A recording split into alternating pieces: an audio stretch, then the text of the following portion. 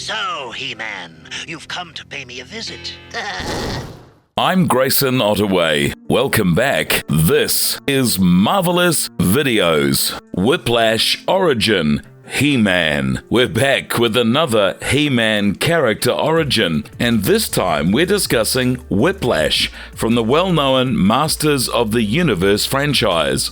Whiplash was one of the 5 animal-themed figures included in the third wave of the Masters of the Universe toy line that was launched in 1984. Colin Bailey originally created Whiplash in July of 1982. There are some areas where his original concept and the finished product diverge, yet there are also some similarities. Whiplash is an anthropomorphic reptile creature and one of the evil warriors. His main weapon in battle is his long, thick tail, which can slam through solid rock and deal serious damage or even knock over an opponent. Whiplash is a character that He-Man fans are familiar with because he was repeatedly appeared in the He-Man universe over the years. So with that said, let's look at Whiplash and how he's evolved over the years. Before though we get into our explanation, a very small request. If you like our content, please support us by subscribing to this channel. Small click for you, but for us, it means a great deal. Thank you. Let's go.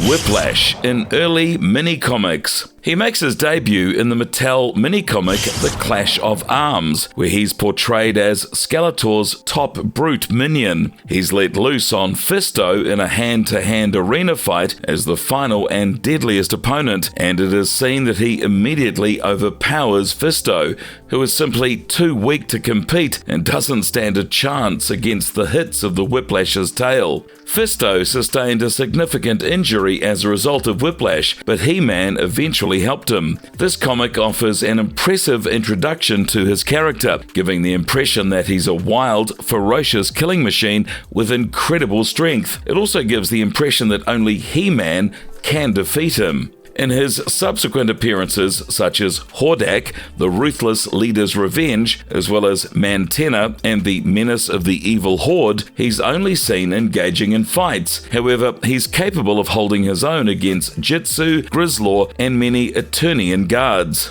Whiplash in the mini-comics closely resembles his initial character design, but is much closer to the final design that we're familiar with. Here his color scheme is green, yellow, orange, and purple, like the original concept drawing. You won't get it. Stay back.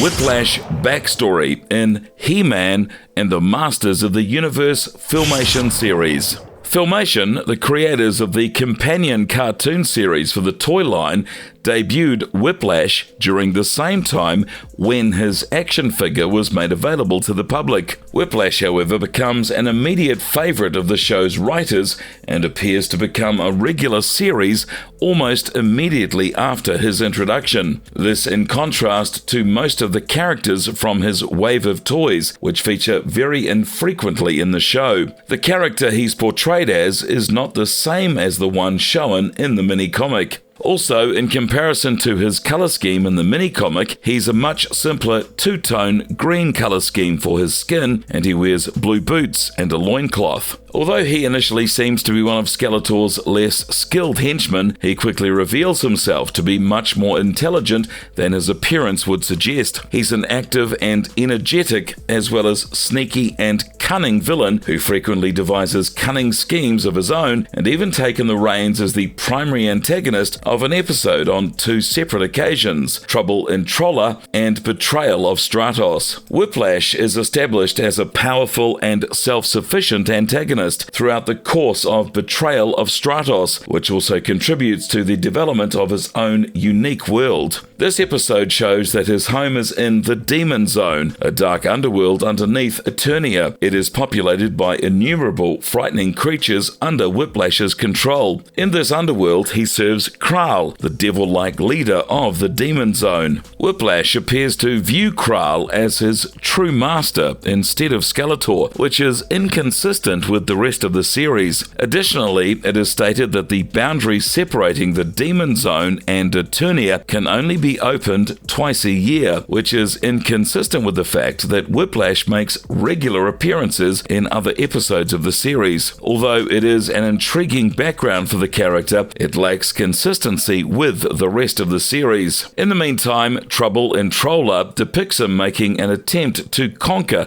Orko's homeworld of Troller by gaining mastery over the Trollan's magical practices. Although he is a more than formidable enemy in this episode also seems to be somewhat inconsistent with his other appearances. This is because it fails to explain his newfound interest in magic, as well as how he got to be on Troller in the first place. However, there are no continuity errors within these episodes, which means that Whiplash is still portrayed in a way that is normally compelling and unforgettable. Another one of the character's shining moments comes in the episode titled To Save Skeletor, where he fights his way past the king's palace guards. However, it's not for the purpose of ambushing the kingdom, rather he's doing so in order to seek the assistance of the heroic warriors and offer a temporary truce after suffering a severe injury at the hands of the evil demon Shigora, who's endangering Eternia for his own will.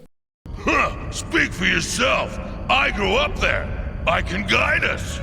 Whiplash in the 2002 TV series. In 2002, a relaunch of the Masters of the Universe toy line and cartoon were both released. Whiplash was one of the characters featured in both. The new series gives his character a fresh backstory. However, unlike the majority of the other villains whose characters and roles are built upon, his portrayal is considerably weaker than the one from the 1980s. In this iteration, Whiplash is relegated to appearing in the background most of the time. He has very little dialogue and even less of a personality, giving the impression that he is not much more than a violent stock antagonist. Underworld is the only episode in which he is given a starring part, and it's also the only one in which his background is explained. This episode reveals that he is a member of a race of underground-dwelling reptile creatures known as the Caligars. The Caligars are native to Subternia, where they are embroiled in an ongoing conflict with their neighboring Subternians, the Spelians, who resemble bats. Whiplash is considered a traitor by the Caligars because he joined Skeletor's army despite the fact that the Caligars are proven to be a usually peaceful race. However, even in this episode, Whiplash is given very little dialogue and does not play a particularly significant role in the larger narrative. Another noteworthy episode for the character is The Monster Within, in which he appears to appeal to Skeletor, pretending to be a sycophantic, faithful servant to satisfy his master. However, this is the extent of the character's development, and by the end of Season 2, he's utterly forgotten about.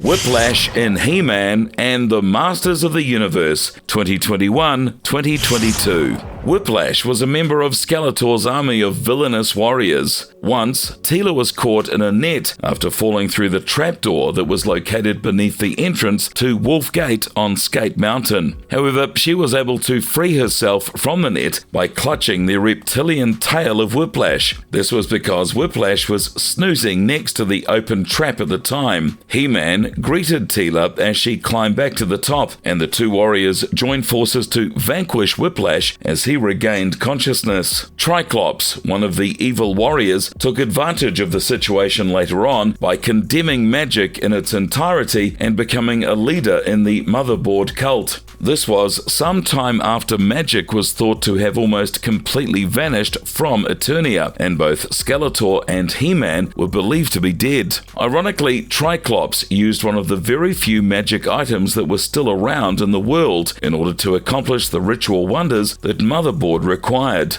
During this ceremony, Triclops would force his followers to drink what appeared to be electronic water that was emitted from a vast altar located within Snake Mountain. The water was captured in a magic glass. They would be instantly transformed into cyborgs with a variety of limbs, being upgraded to mechanical weaponry if they carried out this action. Whiplash, along with Trapjaw, the robotic blast attack, decided to join the motherboard cult and gained various mechanical enhancements as a result. A mechanical left eye, armored plates that appeared to be crafted on skin, and a tail with a wrecking ball were among these enhancements. When an elderly woman known only as Majestra hired the two mercenaries known as Andra and Tila to take the magic goblet, they went to Snake Mountain. They snuck into Motherboard's ceremony while disguised as pilgrims. After seeing one of the pilgrims receive the mechanical blessing, Tila ultimately decided to reveal herself in order to divert the attention of the cultists away from Andra as she approached the goblet. Tila was ambushed by the cultist Whiplash and Blast Attack, who were having difficulties preventing their electronic time bomb from blowing up. Whiplash intended to strike Tila with his powerful tail, but he ended up striking Blast Attack instead. When Tila's staff and her legwork combined to knock him out, he regained consciousness at the exact moment, and he witnessed the explosion generated by Blast Attack, which resulted in Whiplash losing consciousness once more. The marvelous verdict. As we saw, Whiplash is a character that has gone through multiple changes throughout his existence in the He-Man universe. Not only did his character design change from what it was originally going to be, but his roles in each iteration also differ from each other. But even with everything, Whiplash is a character that has become someone we expect to see with each new animated show in the He-Man universe. If you like our content, don't forget to leave a like and please subscribe to us if you haven't already. Have a superb one and be safe. Thank you. Andra, may I introduce